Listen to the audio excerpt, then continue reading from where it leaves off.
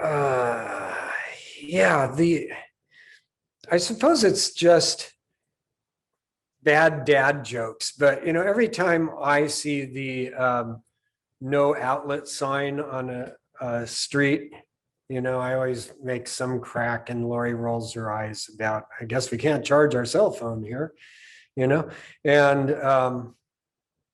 then I ran across that picture where some wiseacre had taken and put in an electrical outlet right below the sign that said no outlet, and I realized that there was nothing original in the humor whatsoever, you know. And maybe that's a good theme.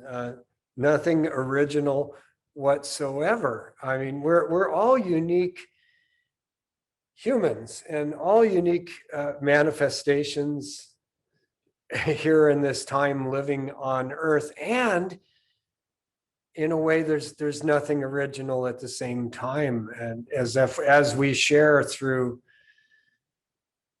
the years together now and the months together, depending on how long you've been with us and with the practice, you start to discover that those fears, those insecurities, those joys, those pleasures that you thought were all yours are actually somewhat universal and shared. And there can be a lot of comfort and connection in that. And certainly Melanie is the province of great actors and actresses, right? Is being able to tap into that universality of the human condition, the human experience.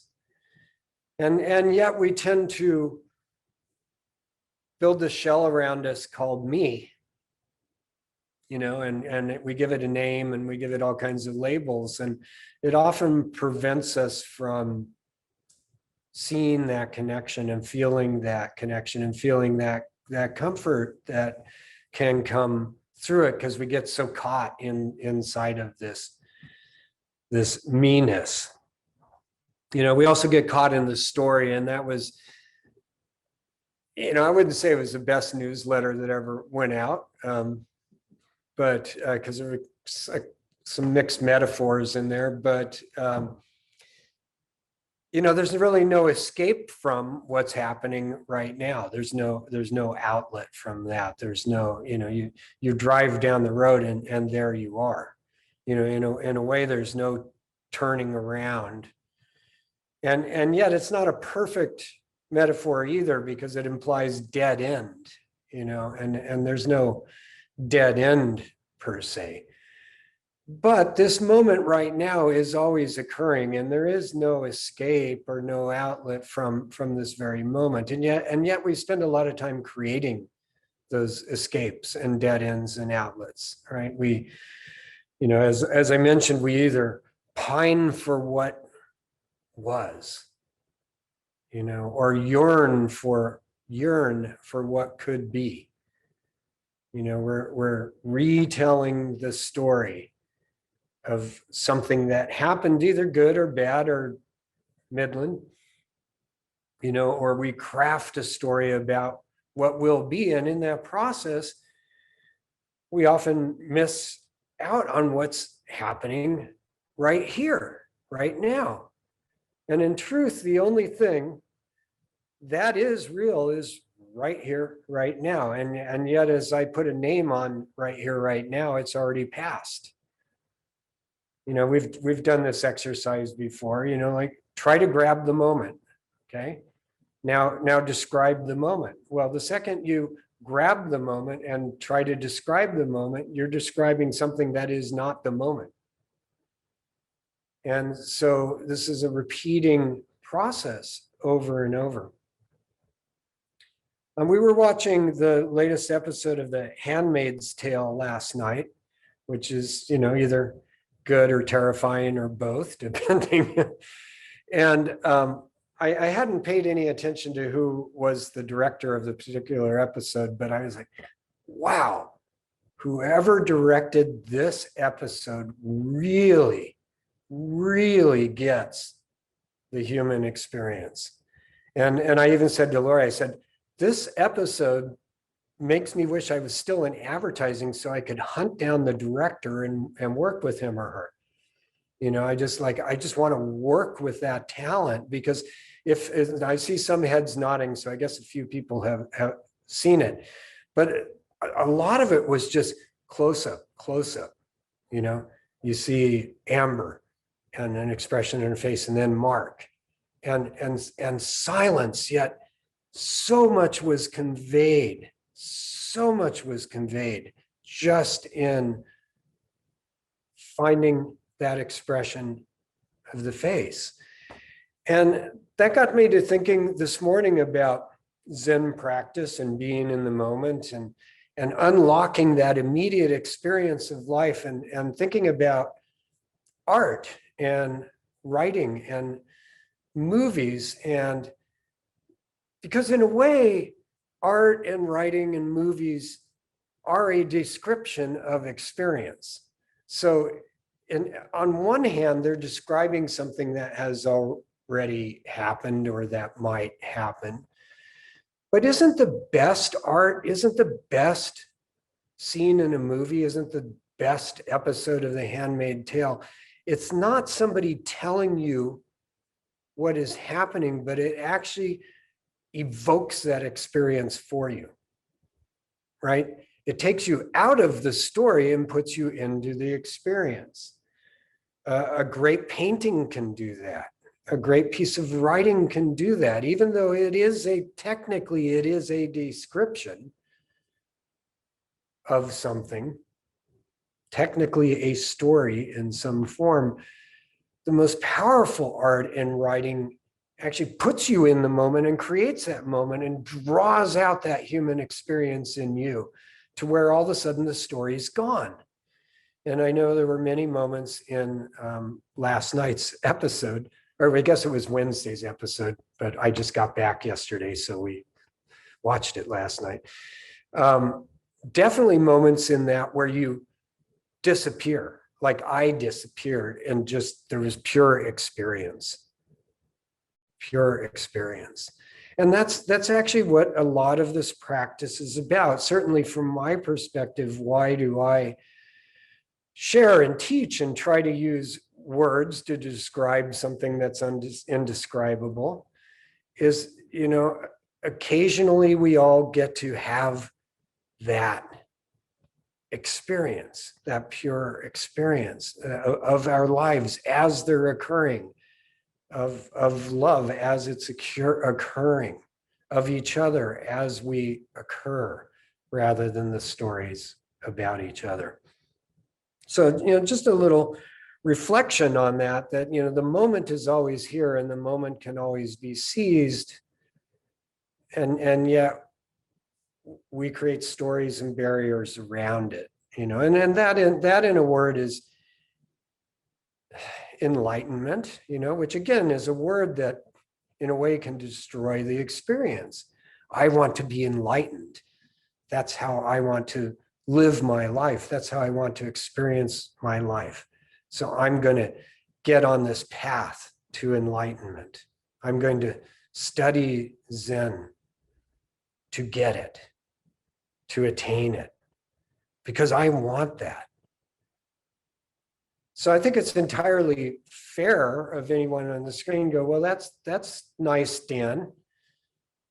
For you've been studying for years, or those of you who've been studying for years and practicing this for years. That's nice, but how? And I know I'm stealing from Tenshin Roshi a little bit there, because he says that he looked at Maizumi Roshi early on and said, well, yeah, it's easy for you to say. We are all Buddha. We are all the awakened one. That's easy for you to say. But how? Right, Winston? How? And Gabriel, how? So I wanted to turn to a koan that I just find delightful. It's in the Book of Equanimity. And it's case 46, Tokusan's completion of study. Now, even from the title, completion of study, right? Okay, so here it is. right? Here's the owner's manual, the dummy's guide to enlightenment, because we're going to talk about completion of study. And on this Zoom meeting, in this gathering, we have people that have been practicing Zen Buddhism for years and others who have just started. So what is this completion of study? The preface to the assembly says, the pure ground without an inch of grass for 10,000 li still deludes people. The clear sky without even a speck of cloud deceives you. The wedges are driven in and pulled out. This does not impede holding up and supporting space. A hammer blow on the back of the head. Let's look at a skillful expedient. A skillful expedient to get there. Lori's shaking her head. It's very Akasha-like. It's very Akasha-like. Her Dharma name is Akasha, which means vast, open, infinite space in what's the language? Indian. Sanskrit. Sanskrit, thank you. Sorry. The main case, attention. Great Master Mmyo Tokusan addressed the assembly saying, exhaust the end and there's instant attainment. Exhaust the end and there's instant attainment. The mouths of all Buddhas of the 3 times might as well be hung on the wall. Now, there's a person who roars with laughter, haha. When you know this one, the essence of your exhaustive study is completed. When you know this one who roars with laughter, the essence of your exhaustive study is completed. The verse, gathering, seize the throat collar, winds burnish, clouds sweep, chilling water, heaven turns to autumn. Don't say a fish scale lacks taste. Catching all the ocean's fish with a crescent moon. Okay, so that's a verse. So, what is going on here? What is going on here? Exhaust the end and attainment is instant, and there's instant attainment. Exhaust the end. Now, how do you exhaust the end? How do you exhaust the end? Anybody have an answer for that? You can just unmute yourself if you do. How do you exhaust the end? I see Deanne going for it.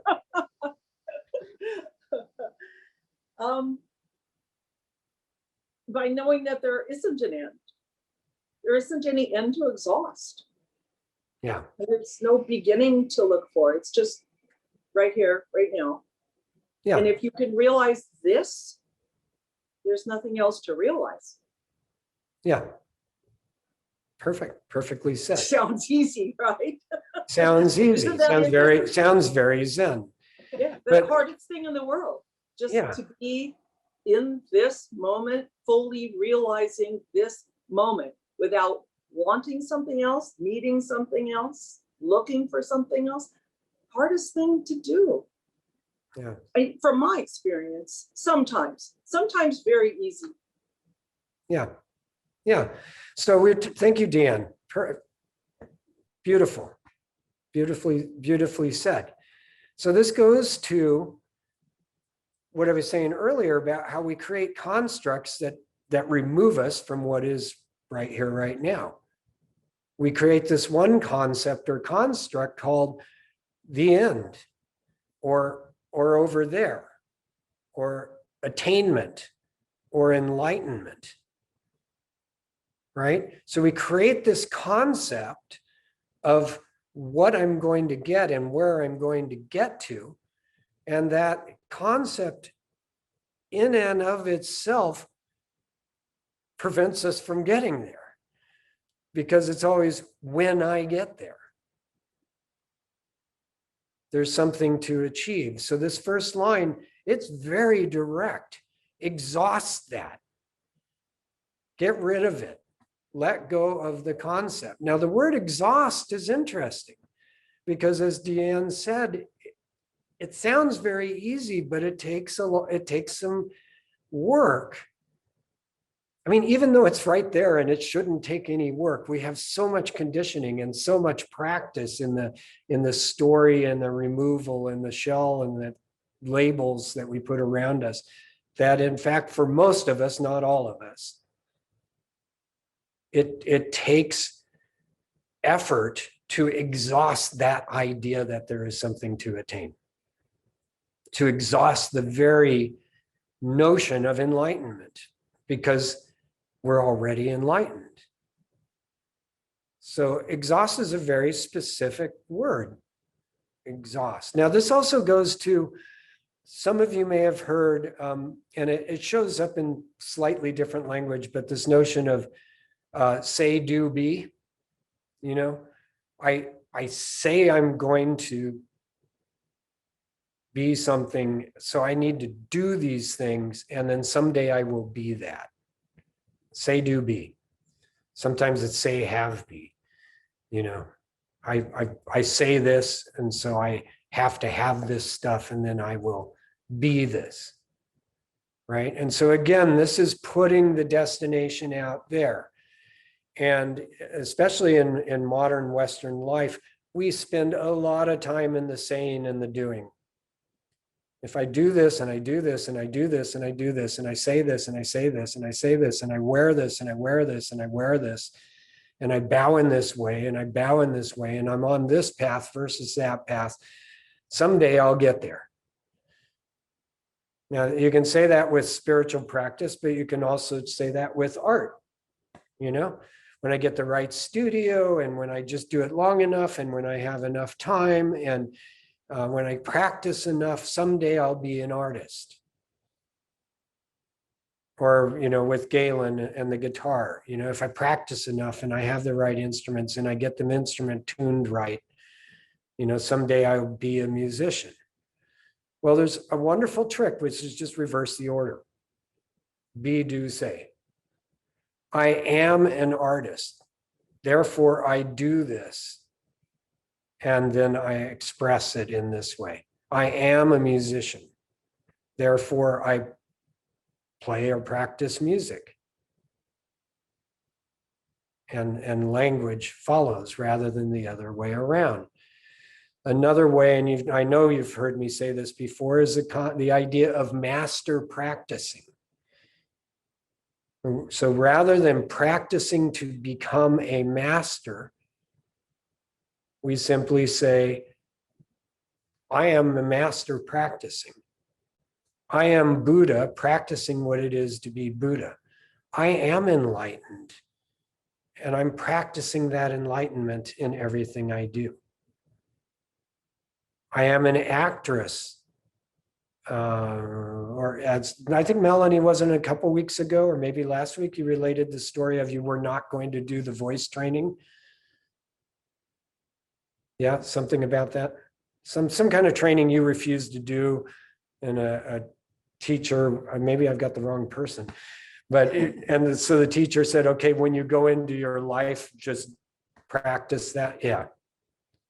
You know, so you're not going to do the practice, just make your life the practice. So this idea of master practicing.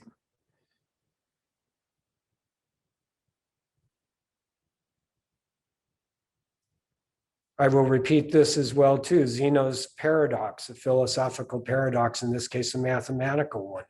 If you walk half the distance to the wall, and then half the distance to the wall, and then half the distance to the wall, and then half the distance to the wall, do you ever get to the wall? If you're always incrementing your way to mastery, do you ever get there versus just claiming what is your birthright? This is who I am. Therefore, this is what I will do and say. This also puts a nice turn on the gata of atonement. all evil karma ever committed by me since of old, on account of my beginningless and endless greed, anger, and ignorance, born of my body, mouth, and thought. See, there's say and do in there. Say, do, and think, right?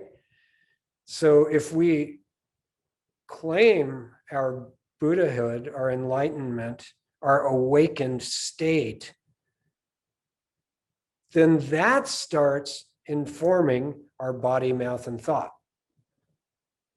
Now, it's a practice. We're still going to make mistakes and we're still going to need to atone for it occasionally.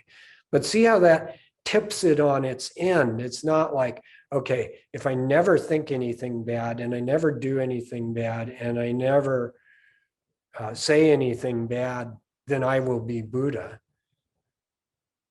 Then I will be a good person. Instead, it's like, damn it, I'm a good person and I'm going to do my best to live that way. And I'm going to make mistakes. And when I make mistakes, I'll go back to one and remember that that best person is who I am. Okay, so made it through one line. The mouths of all the Buddhas of the 3 times might as well be hung on the wall. Okay, exhaust the end and there's instant attainment. The mouths of all Buddhas of the 3 times might as well hang upon the wall. This is not about memorizing every koan in the name of every Zen master. This is not about being able to recite all this stuff. When you exhaust the idea of the end and lay claim to your true nature, all those ancestors, all of the teaching might as well just be something hanging on the wall. And there's another way to look at this hanging on the wall. They are just hanging on the wall if we don't manifest that now. If we're not it right now, if we don't be that true self, that Buddha nature right now, we've killed the lineage and killed all the masters and we've just put them as pictures on the wall. So there's this wonderful urging in this. I'm actually saying it more harshly than the koan does. There's this wonderful urging in this is bring it to life. Bring it. Be the lineage. It's right there. It's you. Now, who is this you? There is a person who roars with laughter. Get to know her. There is a person who sobs uncontrollably. Get to know him. There's a person that is joyful and fearful. Get to know them.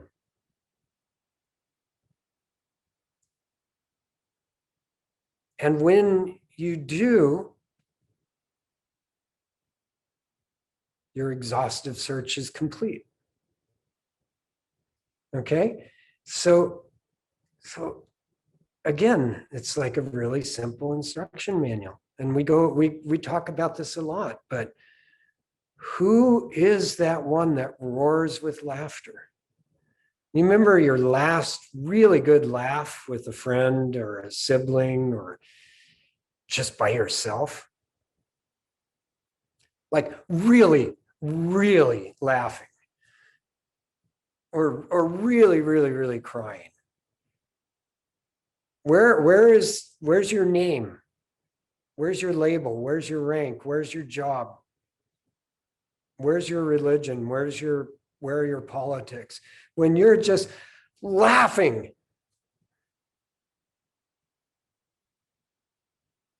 Or just loving. Or just scared because somebody honked the horn behind you. That one that person. That is exhausting the end. That is seeing that there's no end, because that is just the true you. And we all know what that feels like. Whether it's pulling a bow across the strings of a violin, or holding a newborn baby, or going off a double black diamond in fresh powder. Whether it's reciting a bit of poetry that you wrote and you actually disappear in it. Whether it's seeing the light in a student's eyes, a child's eyes as a teacher, right, Paul? Those moments where the story is gone and there is one who laughs and loves and cries and is full of joy or full of fear. And you're truly alive, awake. The awakened one, there she is. There she is. Your exhaustive study is complete.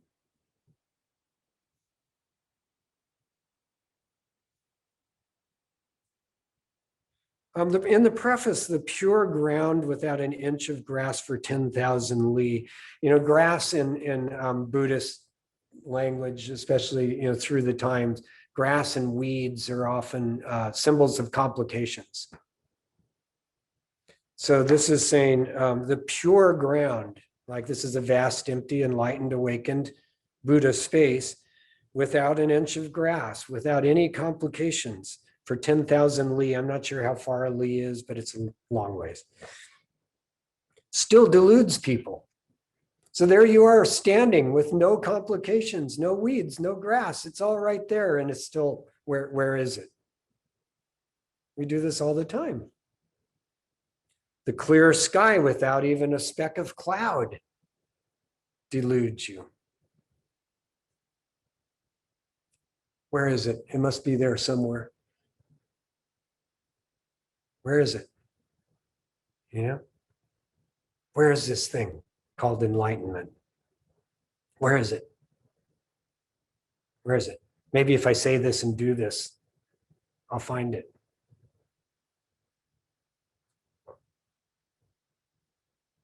A hammer blow on the back of the head. Let's look at a skillful expedient, and that's in reference to the koan itself. Exhaust the end. Bam! Sometimes it feels like a hammer blow, right? Oh my God.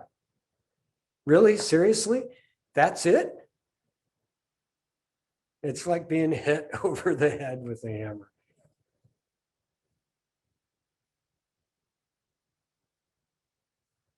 And so, to all of us, Winston, Brenda Lee, Dan, Amber, Paul, all of us,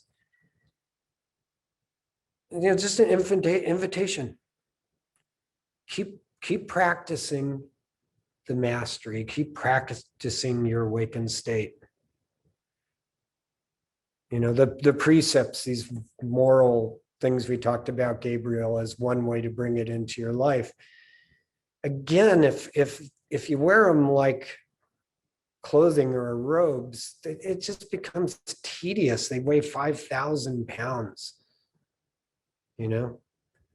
Okay, I'm not going to lie. I'm not going to steal. I'm not going to covet. I'm not going to do this. I'm not going to do that. And it just gets done. But if it's like, yeah, I'm the loving, laughing, awakened one. And as that person, yeah, I don't steal and I don't lie. It's just the way I'm going to be, the way I choose to be. And when I make a mistake, I'll go back and make contact with the one who roars with laughter again. Make contact with those faces on the screen in the Handmaid's Tale. And the director of that episode, by the way, was Elizabeth Moss, who's the lead actress. And I was like, whoa, you know? Even if you don't like The Handmaid's Tale, watch that episode. It's the most recent one because you'll see what I mean. It just drills right into what it is to be human, right into what it is to love and lose, to hope and fear, with very few words from the opening shots. Really masterful. All right, that's what I've got for the morning. You know, I hope the day is filled with roaring with laughter or whatever form it takes. And remember, it's right here for all of us, as Deanne said. We fabricate this destination, but the only destination is right under our feet. And we walk it. Do not judge by any standards if you do not see the way, you do not see it as even as you walk on it. When you walk the way, it is not near, it is not far. Right here, baby.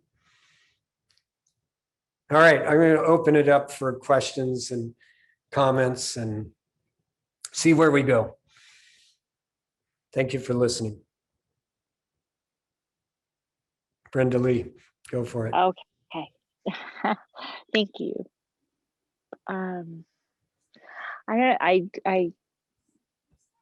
I feel like crying, and I don't. It's so unexpected, given what, and it's because of your words really penetrated and lifted something inside of me at the same time. It's a good feeling, but there is no but. It just, yeah. Thank you. You're welcome. And there she is. There she is. And I think that's what makes me feel like crying. It's a vulnerable, loving space. Yeah. Well, thank you. Thank you for sharing. And it's nice to see you. Thank you. Thanks for jumping out there with your arm on the unmute. Yeah.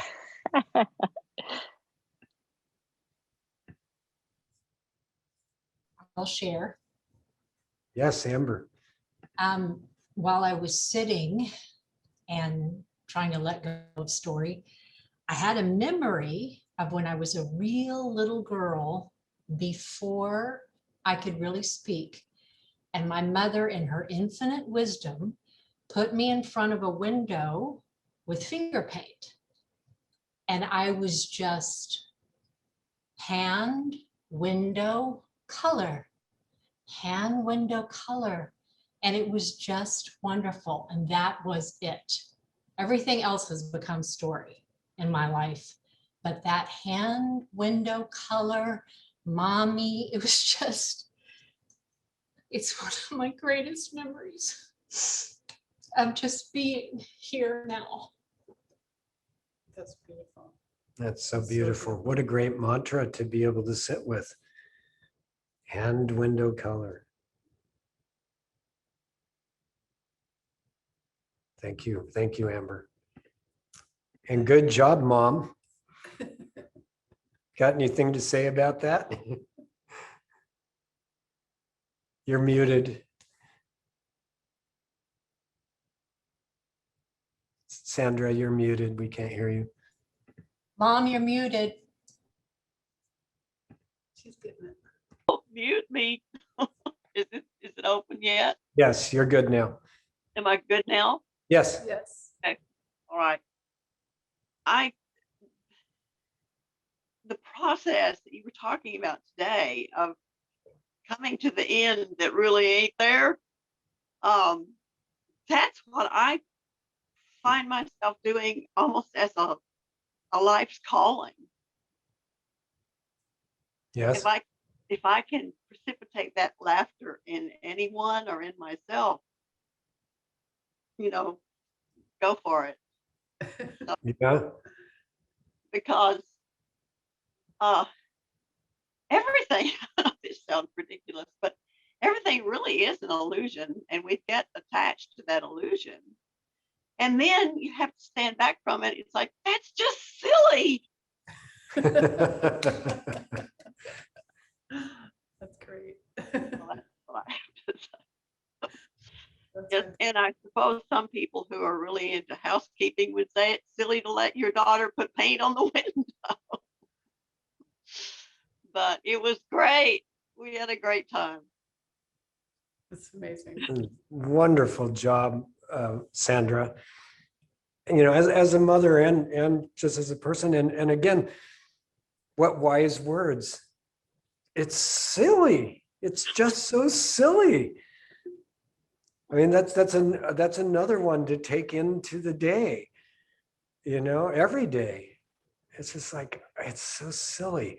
When we're teaching, you know, meditations and zazen at very first stages, and I know some of the others on this Zoom and I have talked about this.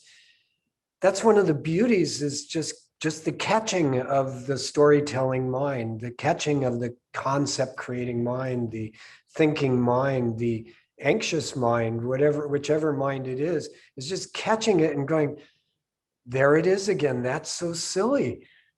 It's just like, there it is again. But that wonderful quality to those words, it's just so silly. That's the kind of levity that can really help with the practice, so that it's not, oh God, there I go again. You know, because that's not it. It's not, oh God, there I go again. It's like, there it is again. That's silly. It's just so silly. I'm going to go do paint window, hand window paint, you know? Anyway, thank you so much. I have a couple Go ahead, things. Lori. I have a couple things. I really love the hand because, you know, I think it was probably in art school where I learned that the hand was a common thing to be seen in cave paintings, like in the Lascaux paintings in France. And, you know, the feeling is that, you know, I am, you know, I am here. And this is what I want to show you about my experience, you know, and it's just the element of human life. So much is, and that's why we're so full of story, isn't it?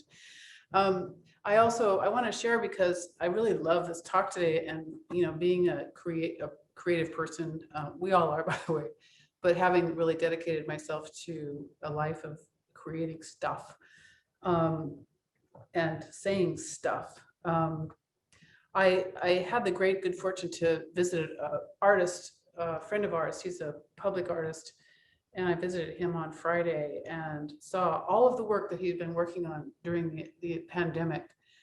And he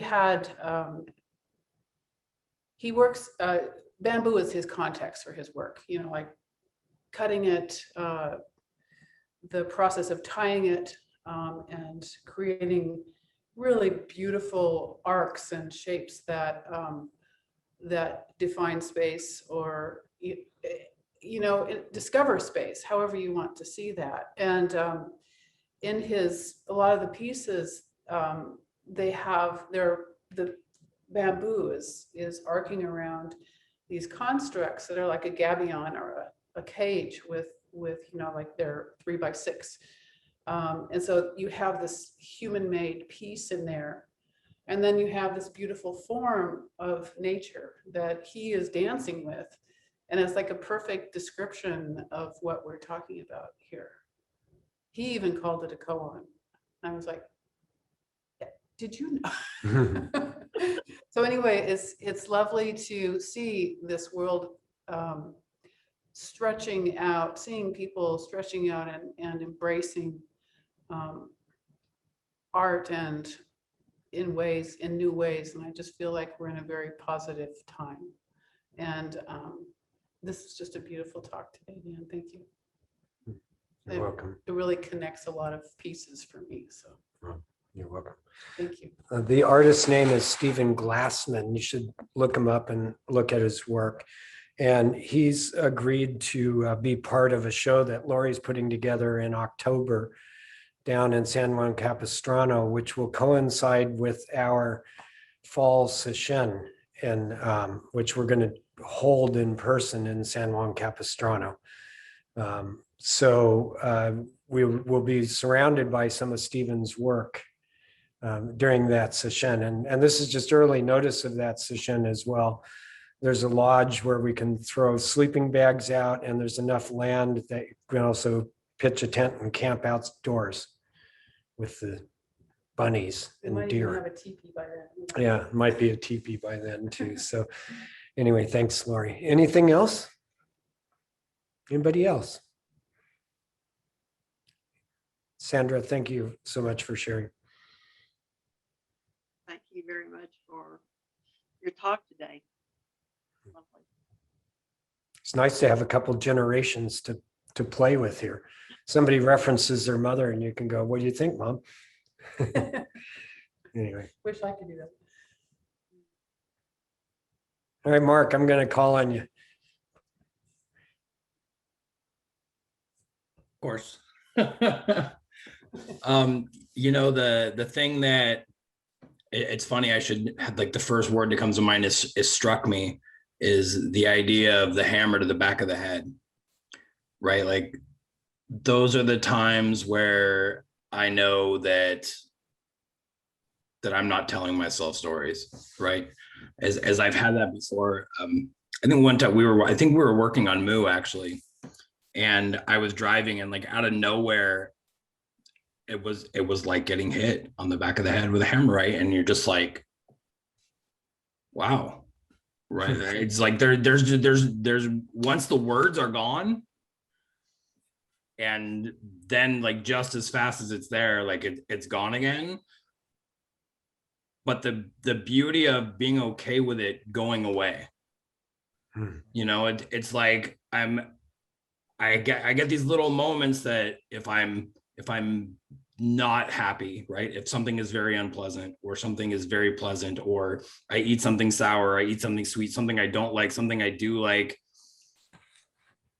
there's something in those moments of unhappiness or happiness or pleasure or pain, or everything is just okay to be what it is at that point, right? And that's kind of what that is for me, is learning to not have this attachment to how things are, because everything's going to go away. And I don't know where it is. I'm sure there's several different places I've heard it, right? But you cannot have the pleasure if you don't have the displeasure. You're not gonna know the taste of something being good if you don't also appreciate the taste of something being bad.